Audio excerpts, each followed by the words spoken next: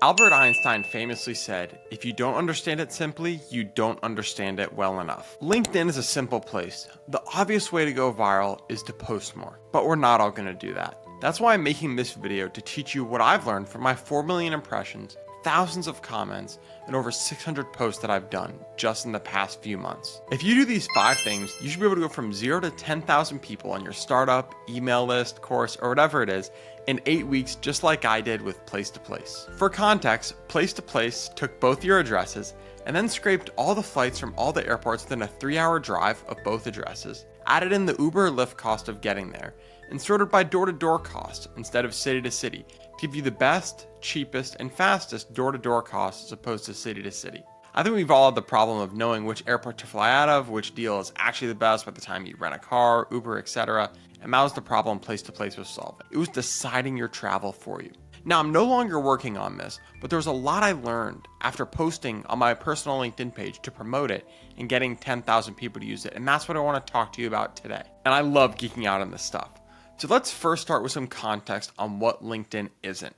And I think this is very important because a lot of people think LinkedIn is just another Instagram or TikTok. It's not. If you take a viral video on TikTok, like Jason Alvarez Cohen did, that had over 80 million views, it got less than 30,000 on LinkedIn. It's just a different audience. When you're on LinkedIn, you're not trying to consume viral content, or you don't want to buy something like you want to buy something on the TikTok shop. It's a totally different algorithm, and you're in a totally different mindset when you're consuming content.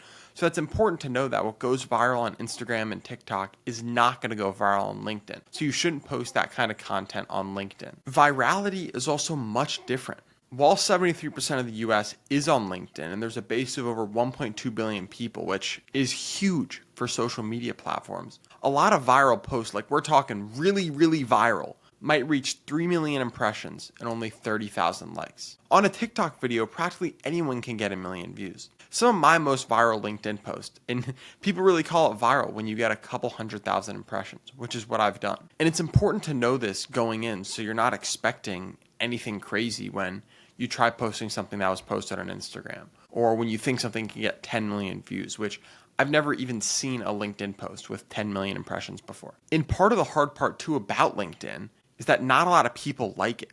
And that's important to know going in as well.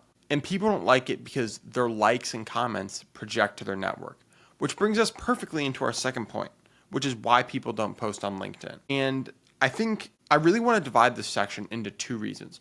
One, it's that posting on LinkedIn is like mental warfare. And 2, it's that commenting and liking is like mental warfare. I did a video about this before, but what I mean, to sum it up pretty quickly, is that if the creator economy CEOs of our time right now, we're talking people who are fully invested with all their money and their family's money in the creator economy. That's what they're spending every day doing. They know the importance of the creator economy. And if they can't get themselves to post every day, that shows you how hard it is. Because they're putting all their money, all their effort into a business in this industry, and they know that creating content is the future, yet they can't get themselves to do it.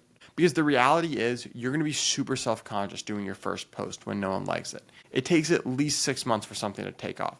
And I'm expecting it with this YouTube channel as well. But it's important that you show up every day and keep going. And commenting and liking is just like this too. And it's much different than Instagram and TikTok, because people see who you comment and like on. So that means when you're making content, you need to make content that appeals to the reader's emotions and to say, yes, I want to associate with this person. I want to put my name and my brand, whatever company I work for, on this and give this post my stamp of approval.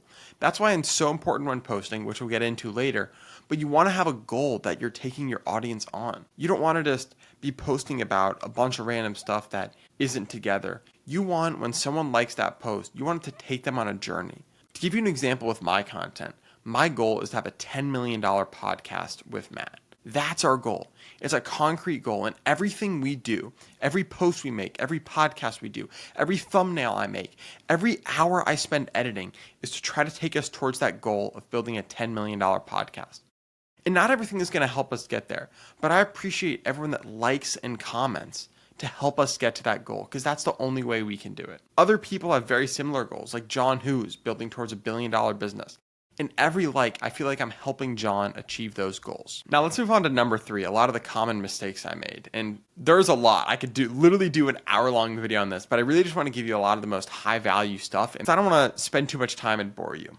First one is not finding a niche early enough. And I think this is because you want to think of your LinkedIn profile as a channel. Because when someone goes on your profile, they want to know exactly what they're getting themselves into. The problem with my LinkedIn content in the early days is I would post about protein bagels. I would post about flight deals for place to place.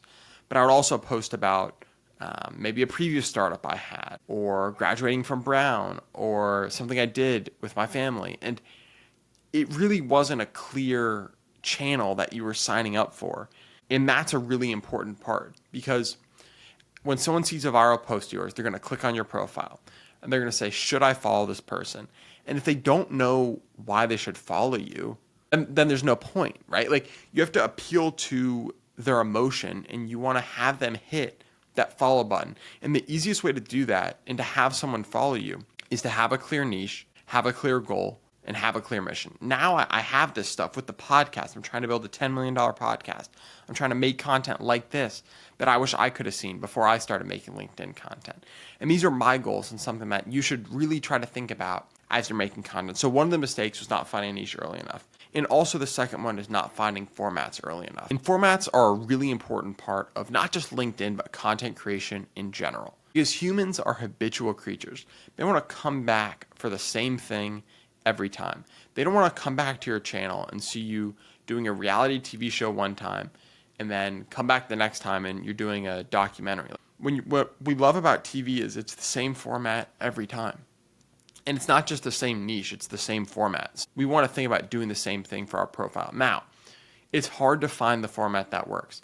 I'm not 100% sure still if the interview format is going to be the best format for Matt and I, but I'm confident it is, and it's a 6-month bet we're willing to make. And if this doesn't work, then we'll pivot and see what works next. So a key part is testing formats. So a lot of these one-off posts that I used to make, there isn't a clear follow-up to it. So, for example, when I'm making a post about interviewing a creator like Peter Walker of Carta, there's a clear follow-up to that. It's, okay, I learned a lot from Peter. I can now read some of the other interviews to see what else I can learn from some of the other people they interviewed. But if I were to post about 10 things I love about Carta, not having interviewed Peter, and just trying to do a quick, mini case study, if I didn't say, here's 10 things I admire about Carta, and then that 10 things I admire is a series, that's how you'd want to make that type of content. So you need to find your niche and also find your format. The third one I had on this list is posting too much. And I actually don't think this is a mistake. I think my mistake was listening to a lot of people saying I was posting too much. To give you some context, over the summer, I was posting literally 4.5 times on average per day. And a lot of people were making fun of me for it. And yeah, it was cringe, but I learned a lot very quickly that way. And I would recommend that to anybody. And if you were to look at my impressions graph, which I can put here, they were just up and to the right the whole time. It didn't punish me if, I would have a viral post and then post another post 2 hours later. What the algorithm would reward me for, and my audience would reward me for, is if I made good content or not. So really don't be self-conscious about what time you should post or how often you should post. If you have good content, post it, and the algorithm will reward you. So those are the 3 common mistakes I made. For number 4, I want to talk about how to write like Einstein and start with a quote that I started this video with. If you can't understand it simply, you don't understand it well enough. So the way you write like Einstein is to use plain English. If there's one thing you can take away from this video, it's to use plain English. We are taught in school, for whatever reason, to talk in these long paragraphs, you so, therefore, and all these crazy words that I don't even know half of them. That's not how we talk in real life. The whole point of LinkedIn, it's scaled networking. You're trying to connect with an audience, which boils down to connecting to individual people at scale. And you can't connect with people by using all these weird words that no one talks about in their daily life. So I have some actionable tips to help you write like a normal person in plain English, because if not, people can't resonate with you and they can't connect with you. So let me dive into some of them. First, big words, again, they're used by people with insecurities that want to make it seem like they're smarter than we are. In reality, your audience, whether it's your mom or 100,000 people online, you making things easier to understand. And the other big thing that you need to realize is that every word you can eliminate in a LinkedIn post, you're doing your audience a favor. You're saving them time. And they'll appreciate that. So that's why the editing process is really important, and you need to drill down some of these skills to write like Einstein. So here's what I mean. First, on the formatting. We're skimming everything we read anyways. So it doesn't matter if it's an email, an Instagram caption, a text, we're always skimming. So you have to format it so that it's easy to read in regards to skimming. And here's what I mean. First, the goal is twofold. It's one, to make it easier for the reader to read it, and two, increase your odds that action is taken after reading it. So when you read something, you want someone to take an action from it. And if it's not formatted correctly and they don't understand the message, they're never going to take the action. So here are my 3 formatting things that I like to do. The first one is bold text, because it really emphasizes your point. And on LinkedIn, the bold text can look a little weird, honestly. So I don't like to use it a lot. But if you're emailing and texting and writing, it can be very helpful. The second one is axioms. And this I honestly stole from this book I read, Smart Brevity, which is a great book and will really help change the way you write, and it helped change the way I write. And here's what axioms are and what they mean and how they can be helpful. So it's, for example, like my takeaway is something I like to do in a lot of my LinkedIn posts, because at the end, it's in a way, it's a format. It's saying, okay, here's the one takeaway, the thing I want you to learn. Or I'm trying to think of, Axios always use this one called Why This Matters. And there are a million that you can create, and there's not like a set list that you have to use. It's just a punchy phrase that the user can come back and rely on, and it makes it clear. Like when you're asking yourself, what am I trying to say with this? You can just say my take or the takeaways, which is something I love to do, because to me, it really shows the value I'm trying to add to the audience. We have bold text, axioms, and next is line spaces. So if you see a blob of text, we're never going to read it. We might read the first and the last sentence. Like, think about when we were taking the ACT. We're just skimming the entire time.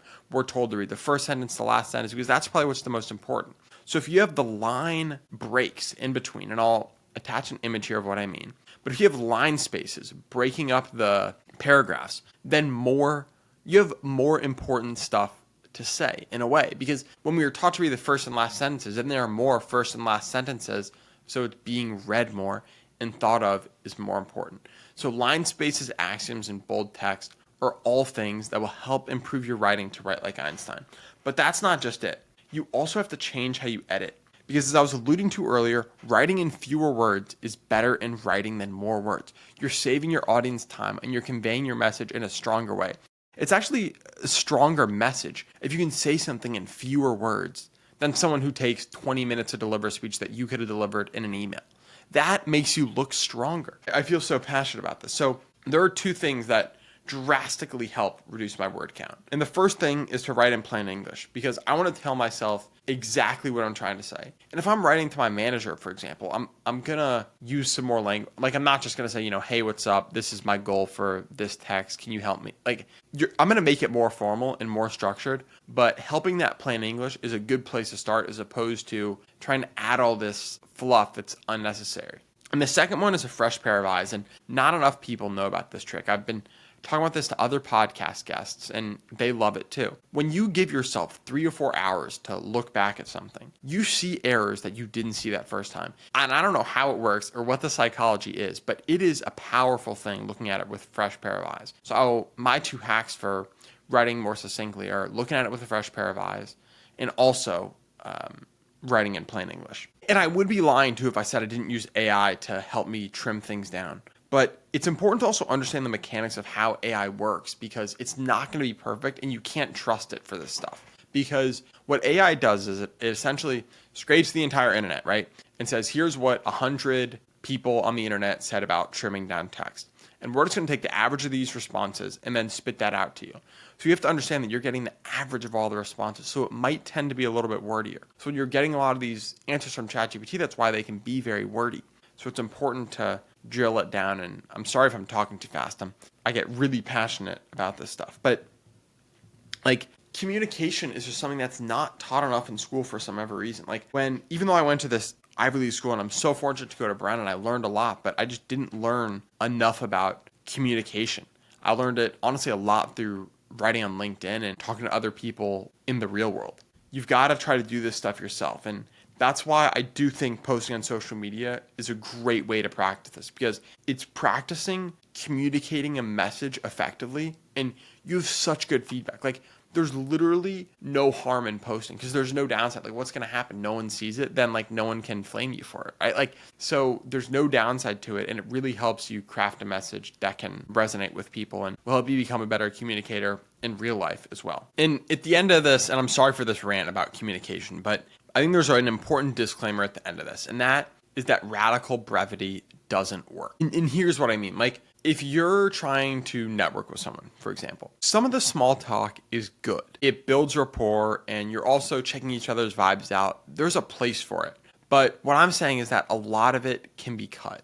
I'm not saying you need to eliminate it entirely and make fun of people who are using small talk or some filler words or fancy English words. That's okay, and people are going to use that. But you want to make sure that you're holding yourself to a high standard and not going too far. I've been on the too radical brevity phrase, using some crazy acronyms or bold texting every other word in my email, and you'll find that happy medium as you tend to practice this, and that'll be part of your communication journey that you go on. So definitely try to be as succinct as possible, but make sure to not overshoot it. Now back to the fun stuff. Like, how should we come up with a strategy to post on LinkedIn? Part of this stuff, a lot of it is really just communication. But if I were to come up with a strategy of what I did with Place to Place, here's what I do.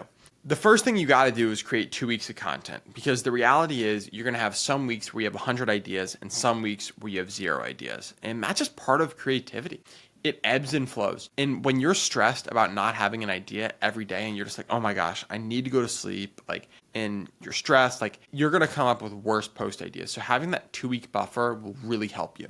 So it's coming up with 2 weeks of 2 weeks of content. The next one is coming up with formats. So you want to make sure that when you're coming with ideas, these are formats that can be easily repeated. So you might want to test 10 formats over 2 weeks. And then whichever one's like the top 3, make another one of those and keep going with that until you see which ones do the best, and then stick with that format long term. So you don't need to find your golden format right away. It might take you literally years to find it. Like, it took me 6 months before I started seeing traction on LinkedIn. It probably will take you the same. So come up with 2 weeks of content, come up with formats. 3, understand your page as a channel. Don't think of it as, all these different sporadic thoughts. You want to have reliability and consistency and give your audience a reason to follow. And the last one is to make sure to have emotion in your posts. And I'm actually going to add one more, but humans are emotional creatures. AI can't have emotion in its writing. That's what makes us human. Like, me connecting with you right now, this is human. AI couldn't do this. And that's never going to go away. So the more you're able to connect with people in a clear and concise way, that's what's going to set your content apart. And that's what you really need to practice. And you can, of course, ask me any questions in the comments as you have them. And I think one of the easiest ways to try to make sure there's emotion in your content is to have a mission and a goal that you're taking your audience on. So for me, it's, my goal is to make content that I wish I had before I joined LinkedIn. And my mission is to make a $10 million podcast with Matt. And with that, you can connect with us and really help us achieve our goals. Like, when you're liking someone, you want it to feel worth it when you're hitting that like button on this video, like you hopefully are right now. So you really want to come up with that goal and that mission, because that's what a lot of the successful content creators I've watched do, and what I hopefully will also do. And I'm sorry for this long rant, and I hope this was valuable. Just to recap, we covered context on what LinkedIn is, why people don't post on it, the common mistakes I made, how to make a strategy to post, and how to write like Einstein. So thank you all for watching. If you have questions, I'm going to respond to every comment on this video, and I hope this added some value. Thank you all.